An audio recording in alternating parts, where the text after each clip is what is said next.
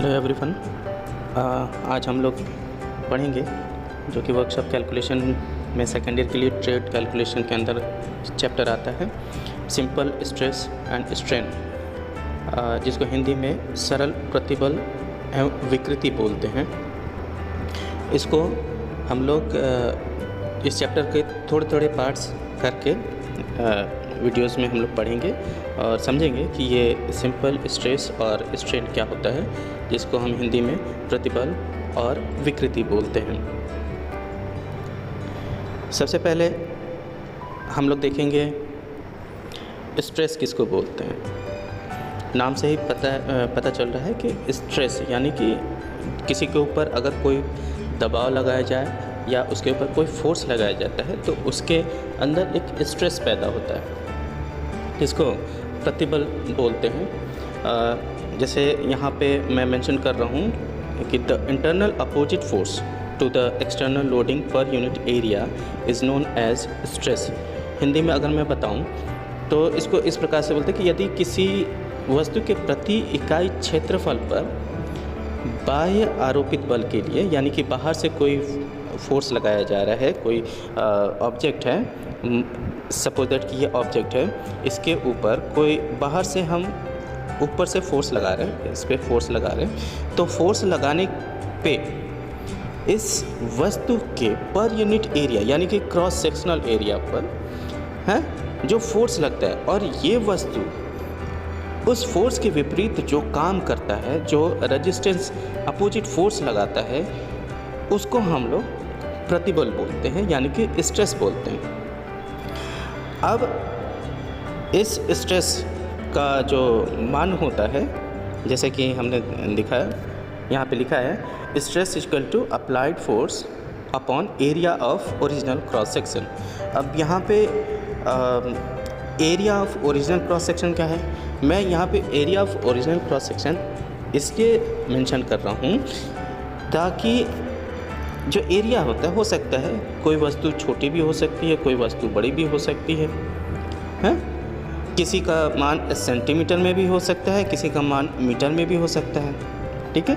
तो actual area अगर मान लो किसी भी वस्तु का एरिया अगर सेंटीमीटर में दिया हो तो उसका जो क्रॉस सेक्शनल एरिया होगा वो सेंटीमीटर में हम लोग लेंगे, डिनोट करेंगे। तो यहाँ पे इसलिए मैंने लिखा कि applied force upon area of original cross section. अब इसका जो मात्रक जिसको बोलते हैं, यूनिट जिसको बोलते हैं, वो क्या हो गया। अब फोर्स की यूनिट क्या होती है, फोर्स की यूनिट हम लोग न्यूटन में शो कर सकते हैं, ठीक है। और एरिया की यूनिट क्या होती है कि सीधी सी बात है, लेंथ इनटू ब्रेड्थ, ठीक है। तो हम लोग इसको बोल सकते हैं कि एरिया जो है वो कितना हो गया, एरिया इक्वल टू हो गया सेंटीमीटर स्क्वायर, ठीक है, सिंपल। वैसे ही तो अब स्ट्रेस का जो यूनिट हो जाएगा, क्या हो जाएगा, न्यूटन पर सेंटीमीटर स्क्वायर। अगर एरिया किस में दिया हो, सेंटीमीटर में, और वही एरिया मीटर में दिया हो, इंच में दिया हो, मिलीमीटर में दिया हो, तो हमारा जो क्रॉस सेक्शनल एरिया है वो उस यूनिट में चेंज हो जाएगा। तो ये तो रहा स्ट्रेस, ठीक है। अब जो है हम लोग नेक्स्ट देखते हैं जिसको हम बोलते हैं क्या, स्ट्रेन। स्ट्रेन किसको बोलते हैं, ये स्ट्रेन जो है स्ट्रेस से रिलेटेड है। सबसे बड़ा हमने स्ट्रेस में क्या बताया था कि कोई ऑब्जेक्ट है, उस ऑब्जेक्ट के ऊपर हम फोर्स अप्लाइड कर रहे हैं। अब ये स्ट्रेस में हमने ये बताया था कि ये ऑब्जेक्ट उस फोर्स के अपोजिट एक अपोजिट फोर्स लगाएगा, ठीक है। यही अपोजिट फोर्स कहलाता है क्या, स्ट्रेस। स्ट्रेन क्या होता है, स्ट्रेन जैसे अभी आप लोग देख रहे हैं कि मैंने लिखा है the deformation in the body. Deformation मतलब कि अगर बॉडी जिस शेप में है उस बॉडी के रूप में कुछ चेंजेस आ रहे हैं तो उसी को हम लोग बोलते हैं डिफॉर्मेशन, ठीक है। अब यहाँ पे हो गया the deformation in the body due to external load. अब किसके द्वारा, एक्सटर्नल लोड, जो कि हमने कहाँ से फोर्स लगाया था, बाहरी फोर्स लगाया था जिसको हमने F का नाम दिया था, ठीक है, बाहरी फोर्स लगाया था, ठीक है। ड्यू टू एक्सटर्नल लोड या फोर्स बोल लें, per unit length is termed as strength. उसी को हम लोग किस टर्म में लेके चलते हैं? स्ट्रेंथ के रूप में लेके चलते हैं। अब यहाँ पे क्या देखेंगे? स्ट्रेंथ इक्वल टू क्या होता है? Change in length upon original length. Suppose अब यहाँ पे देखिए फॉर्मूला क्या है? स्ट्रेंथ को हम लोग जैसे विकृति बोलते हैं, हिंदी में मैंने बताया पहले कि विकृति क्या होता है? किसी नॉर्मल बॉडी में अगर कुछ चेंजेज आ जाते हैं, कुछ बदलाव आ जाते हैं जो कि उसकी नॉर्मल शेप को डिफॉर्म कर रहा है, यानी कि बिगाड़ रहा है, तो उसको हम लोग विकृति बोलते हैं। ठीक है, यही चीज़ यहाँ पे स्ट्रेन में हमने दिखाया कि deformation in the body due to external load per unit length is termed as strain. Strain is equal to यानी कि विकृति इज इक्वल टू क्या है? Change in length. Change in length मतलब लंबाई में जो बदलाव आया है वो उसकी बात हो रही है कि लंबाई में बदलाव डिवाइड बाय ओरिजिनल लेंथ, जो कि ओरिजिनल लेंथ कितना था और लंबाई में बदलाव कितना हुआ, छोटा हुआ, बड़ा हुआ, उसके हिसाब से ये फिर हम लोग उसका रेशियो निकालते हैं, यानी कि एक आपस में डिवाइड करते हैं तो हमारा निकलता है स्ट्रेन। सपोज दैट कि जैसे एक तार है, सपोज ये तार है, इस पर हमने फोर्स लगाया, फोर्स जो है दोनों तरफ से लगा दिया। अब फोर्स लगाने के बाद ये तार जो है अपोजिट डायरेक्शन में, क्योंकि फोर्स मैंने अपोजिट डायरेक्शन में लगा, फोर्स अपोजिट डायरेक्शन में ये तार के ऊपर क्या होगा? स्ट्रेस पड़ेगा। अब स्ट्रेस होने की वजह से ये तार जो है ये लंबा खींचेगा, यानी कि इस तार के रूप में चेंजेज आएंगे। हो सकता है ये तार पतला हो, क्या हो सकता है अगर ये तार पतला नहीं होता लेकिन तार टूट सकता है। तो इसमें जो चेंजेस आए हैं, अब इसका क्रॉस चेंज कितना है? मान लो ये तार की लंबाई जो है 1 सेंटीमीटर थी, हमने फोर्स लगा दिया और लगाने के बाद से ये जो तार की लंबाई हो गई 1.2 सेंटीमीटर। तो इसका स्ट्रेंथ फिर कितना हो गया? स्ट्रेंथ इज इक्वल टू कितना हो गया? Change in length. चेंज कितना हो गया? अब कितना हो गया? 1.2 इंक्रीज हुआ और पहले 1 सेंटीमीटर था, तो कितना चेंजेज आया? सिर्फ 0.2। 1.2 माइनस 1 कितना आया? 0.2 और डिवाइड बाय 1। ठीक है, तो इसका स्ट्रेंथ कितना हो गया? तो स्ट्रेंथ इक्वल टू कितना हो गया? 0.2।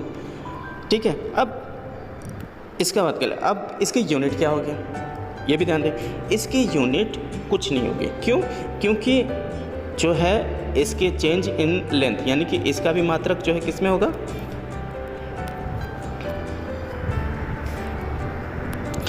इसका जो चेंज इन लेंथ, लंबाई का मात्रक किस में होगा? मान लो मीटर में। ठीक, ओरिजिनल लेंथ कितनी, ओरिजिनल लंबाई कितनी थी? वो भी मीटर में।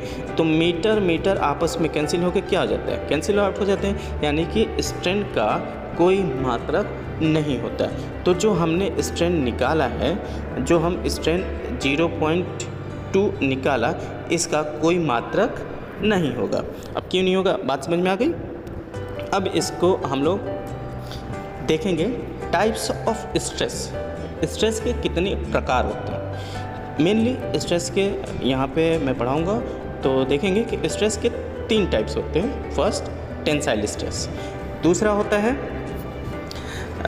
कंप्रेसिव स्ट्रेस और तीसरा होता है शियर स्ट्रेस। तो सबसे पहले हम टेंसाइल स्ट्रेस देखेंगे।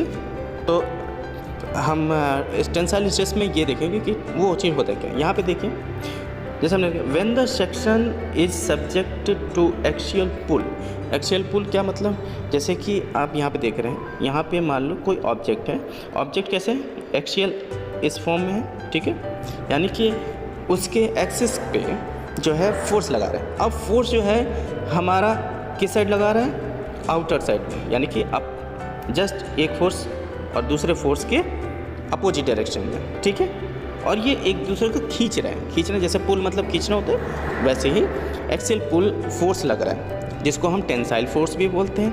Acting normally across the section, जो कि इस ऑब्जेक्ट पे, इस सेक्शन पे वो नॉर्मल एक्ट कर रहा है, इसी को कहते हैं क्या? Tensile stress.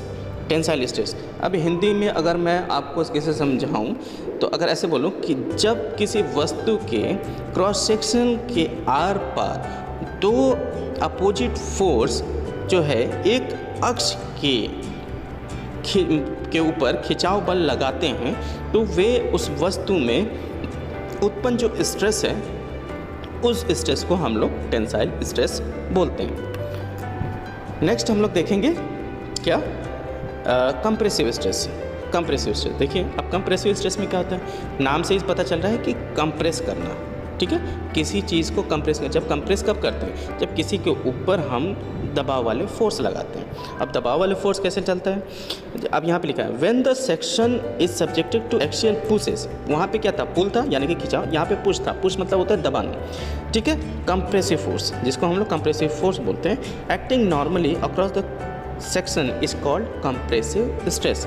सिंपल, वैसे ही जैसे कि टेंसाइल स्ट्रेस को हमने हिंदी में देखा था, वैसे ही हम कंप्रेसिव स्ट्रेस को देखेंगे कि जब हिंदी में अगर मैं एक्सप्लेन करूं तो बोलूं कि जब किसी वस्तु के क्रॉस सेक्शन के आर पार दो सेम फोर्स एक दूसरे के डायरेक्शन में फोर्स लगाते हैं या बल लगाओ जाते हैं तो उस पे जो है खिंचाव बल की जगह नहीं, यह खिंचाव बल नहीं होगा, अब उस पर होगा दबाव बल। दबाव बल लगाए जाते हैं तो उस वस्तु में उत्पन्न जो भी स्ट्रेस होगा उसको हम लोग क्या बोलते हैं, कंप्रेसिव या दबाव, या कि मतलब कंप्रेसिव फोर्स या हिंदी में दबाव स्ट्रेस बोलते हैं। अब यहाँ पे आप डायग्राम में भी देखें कि यहाँ पे ऑब्जेक्ट है, ये ऑब्जेक्ट है, हाँ। अब इस ऑब्जेक्ट को एक्सियल पुशेस दिया जा रहा है। एक्सियल मतलब उसके अक्ष पे एक दबाव फोर्स, यानी कि एक फोर्स इधर लगाया जा रहा है, एक फोर्स जस्ट एक दूसरे के डायरेक्शन में लगाया जा रहा है। तो ये फोर्स जो लग रहा है ये अब इस ऑब्जेक्ट को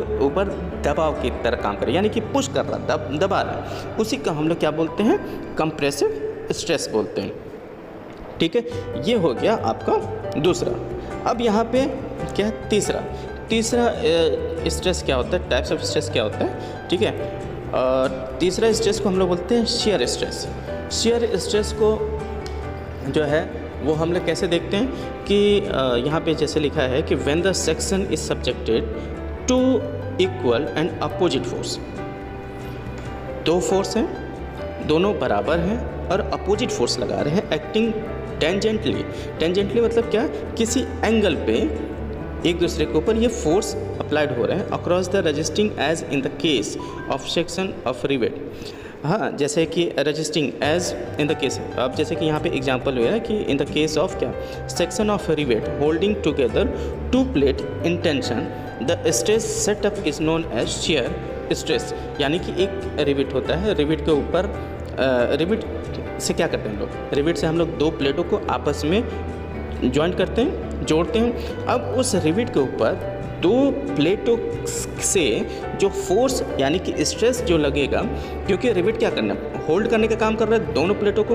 अब दोनों प्लेटों के द्वारा जो रिवेट पे फोर्स लगेगा यानी कि रिवेट पे जो तनाव लगेगा उसी को हम लोग क्या बोलते हैं, शियर स्ट्रेस, ठीक है। और शियर स्ट्रेस ऐसा नहीं है कि एकदम एक ही एक्सिस पे वो फोर्स लग रहा है, नहीं, फोर्स जो है वो टेंजेंटली लगता है। जैसे कि रिवेट जो है, आप ध्यान से देखो, रिवेट जो है इस डायरेक्शन में फिक्स है, इसको मान लो रिवेट, ठीक है, रिवेट इस डायरेक्शन में फोर्स है, लेकिन फोर्स किधर लगा है, इधर लग रहा है, एक फोर्स इधर लग रहा है और दूसरा फोर्स जस्ट उसके नीचे से यानी कि दूसरे प्लेट से लग रहा है, तो वो तो हो गया टेंजेंटली। ये रिवेट जो है इधर फोर्स लगा रहा है, जॉइंट को वो दोनों प्लेट को होल्ड करने का काम कर रहा है, लेकिन प्लेट जो है वो स्ट्रेस किधर लगा रहा है, जस्ट आउटसाइड डायरेक्शन में, और नीचे वाला स्ट्रेस इधर वाला डायरेक्शन। तो ये टेंजेंटली जो एंगल पे जो फोर्स लग रहा है उसी को हम लोग बोलते हैं क्या, शियर स्ट्रेस, ठीक है। अगर मैं जैसे हिंदी में एक्सप्लेन करूं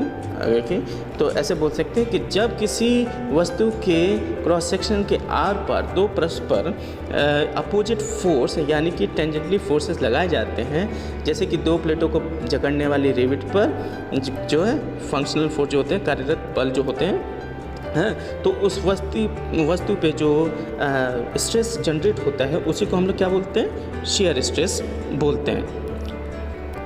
तो आज के हम लोग इस वीडियो में ये हमने देखा कि स्ट्रेस और स्ट्रेन किसको बोलते हैं, और ये चैप्टर का बिल्कुल इंट्रोडक्शन पार्ट था। अब इसके बाद से जो भी थोड़ी थोड़ी चीज़ें आती जाएंगी तो उसको हम लोग नेक्स्ट वीडियो में देखेंगे। अभी के लिए